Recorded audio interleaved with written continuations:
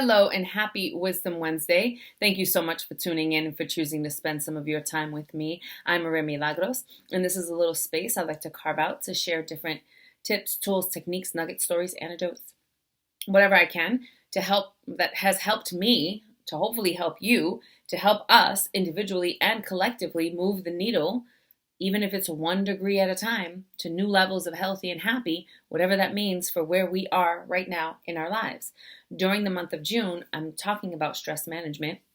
Last week, I reminded us the importance of taking care of our physical body so that when we have psychological additional things added, emotional stress, mental stress, our bodies are capable of managing that, right? It's also really important to take care of our bodies and to develop a relationship with our bodies so that when we are experiencing mental and emotional stress, because the body feels it and holds that information, we can then use that information to go, ooh, I'm off. I'm not in alignment, or I need to go take care of myself, or I need to go separate myself from this situation for a moment to recalibrate so that I can have more clarity to deal with whatever this is, right? It is so important that we learn how to have this healthy relationship. And like I spoke about last week, one of the ways to do that is to make sure that every day we're getting our 5 basic physical needs met. Drinking enough water, paying attention to the cues that your body will give you when you haven't had enough water, getting outside and getting some fresh air, getting some vitamin D, moving your body. My body will tell me when it's time for me to move. And I remember when I was younger, because we're taught to sit still for 6, 7, 8 hours a day. Sit still, don't move, don't talk, don't fidget. Why are you doing that? Right? We are disconnected from our body's cues and our body's information to go, we need movement, right? Because we were being trained back then to work in factories or do whatever that work was, which is why the school system is designed the way that it is, but that's another story for another day. So listening to our bodies and knowing when we need movement is also really important. Getting our butts to bed on time, whatever that means for us, and figuring out what's the best sleep schedule and how much sleep we actually need. I have someone in my family who sleeps 6.5 hours, golden, like ready to go, can run a marathon, good to go, anchored. 6.5 hours. Me? I need at least 8. I need at least a solid 8. And on the weekends, sometimes I can push it to like 9 or 10, for real. But I would not have known that had I not started the practice of making sure that I was getting to bed on time, waking up at a time, creating a little system for myself, really giving my body the amount of sleep that it needs. And then I realized, I thought at first I could do it on 7, and I was like, oh, I think I need a little more. 7.5? Ooh, maybe a little more. 8. When I went 8.5, it was a little too much, unless it was the weekend, because my brain just lets me know we're good, right? But I know what works for my body because of these practices. And then finally making sure that we're eating healthy, good calorie foods and enough calories. A lot of times we're not eating enough food to just sustain our body's basic functioning. Okay, when your body is then able to operate as optimally as possible and the emotional and mental stuff comes at you, because it will, that is life. Life is filled with challenges and change. You are more physically able to manage that stress, and it doesn't affect your heart, lungs, organs the same way that it would if you weren't taking care of yourself, right? A lot of people think that your mental health, your emotional health over here, and your physical health over here. Oh no, honey, they are combined. Your psychology and your physiology are intertwined. So, and think about it, right? Like your mind and your soul are being harnessed and protected in your body. How can we pretend like the body's way over here and the mind? They're together. So paying attention to, focusing on taking care of our physical bodies is really important. This week, I want to talk about choice.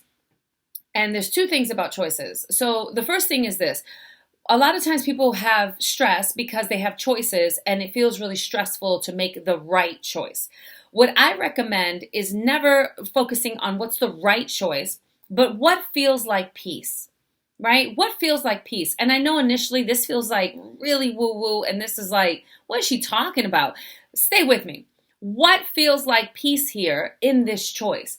Because if I am making a choice thinking about what everybody else is going to think, or what people are going to think about me, or if they think this is a good idea, that's where I'm inviting stress into my life.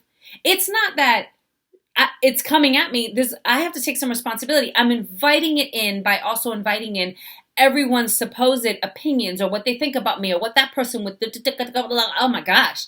Exhausting. Of course it's exhausting.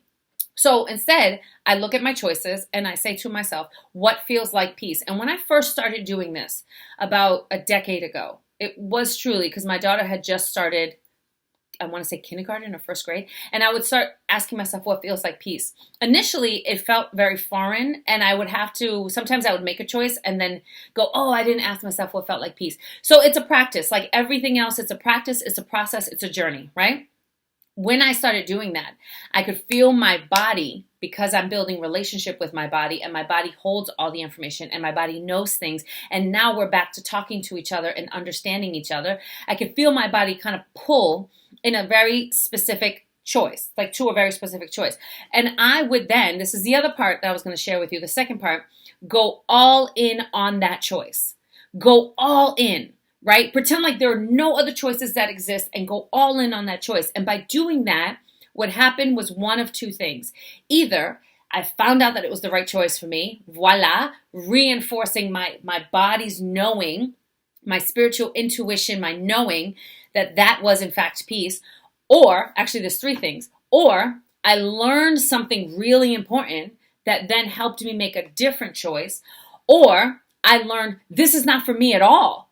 This is not for me at all. And I can go back and say, oh, yeah, I noticed where this wasn't the piece, but I had talked myself into it because I was thinking about X, Y, and Z, and I was focused on my fear, right? Great quote by Nelson Mandela. May your choices reflect your hopes, not your fears. And when I could pull myself back and say, oh, I was operating from fear. And it felt like peace in that moment because it was appeasing the fear, but it wasn't peace, right? So again, when we're talking about choices, we want to, one, ask ourselves which one of these choices feels like peace. And then whatever we choose, go all the way in. Go all the way in because you're either going to realize that you made the best choice for yourself in this moment of this time of your life, which may evolve and change. Keep yourself open and available to change. Two, you're going to learn some really important information in that choice, which was the right choice at that moment, right choice, best choice for you in that moment. You're going to learn something that's either going to help you make another choice or a different choice. Or three, you're going to realize this is not it. No, this is not it. And then you can pull yourself out and say, ooh, thank you for that information. Now I know I can go back to my options or my choices and choose something differently, right? We can help ourselves minimize the stress of choices by anchoring into our peace and letting that be our guide and going all the way in. When I go into a choice and I'm thinking about all the other options and alternatives, I'm stressing myself. When I go into a choice and pretend like this is the only option, not only am I fully present and fully invested in that choice, which then maximizes what that choice was for me, which means that faster am I learning and faster am I making new choices and faster am I able to decide if this was the best thing for me or not. So long as I'm back here wavering, one foot in the door, one foot out, I'm creating additional stress for myself, right? We have got to take some responsibility for what we allow to settle in. And this, for me, was one of the ways that I could reduce stress in terms of choices. So I hope this was helpful. If you have questions, post them in the comments. If you know someone who can benefit from this, please share it. If you haven't already, subscribe to my channel. And if you have questions, seriously, or like a comment, shoot me an email. Give me a couple of days. I get a lot of emails. I can't respond instantaneously. Give me a little bit of time. I'll get back to you, or I'll use your question as a new video. All right, that's all I have. I'm sending you light and love, and I hope that your choices are filled with peace. I hope that you're connecting to building relationship with your body so that you can feel the peace. I hope your choices are filled with peace, and I hope that whatever you choose it fully. You choose it fully, because that's how we live a full life, by choosing our choices fully. I'm sending you light and love. There's nothing you can do about it. Peace.